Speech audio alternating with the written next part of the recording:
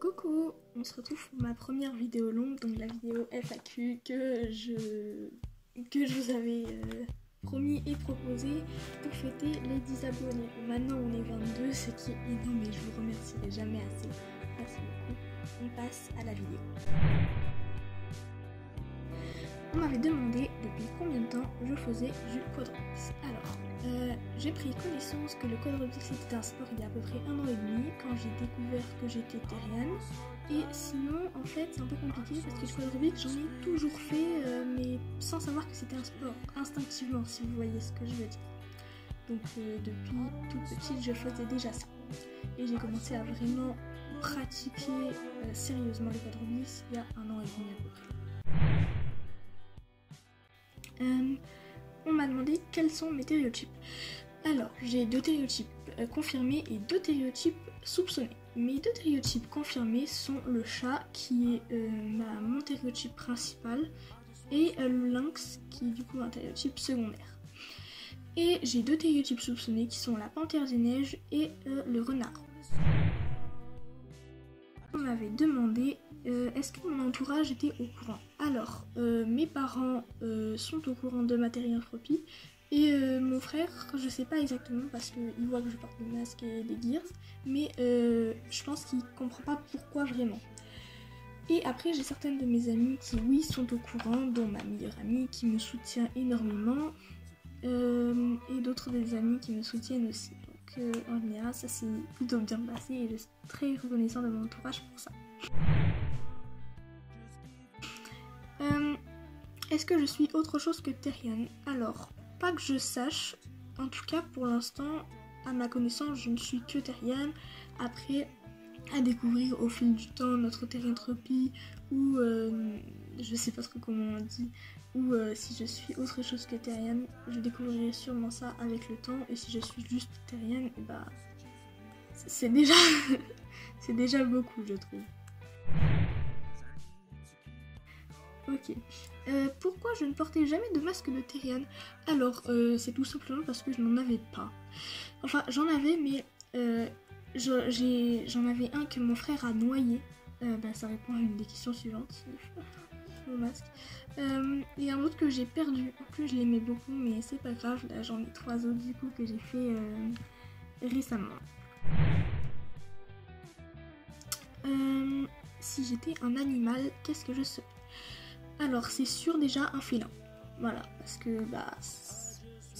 mes stéréotypes principaux sont tous les 2 des félins. Et moi, je me vois vraiment être un félin. Je me sens vraiment être un félin. Et pour moi, c'est juste logique que si j'étais un animal, ce serait un félin. Après, j'imagine que ça serait sûrement un chat ou du coup un lynx.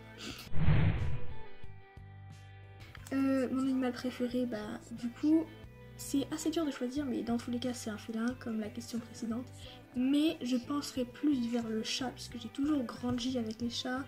Les chats me comprennent, cette phrase, elle sort de nulle part. Voilà.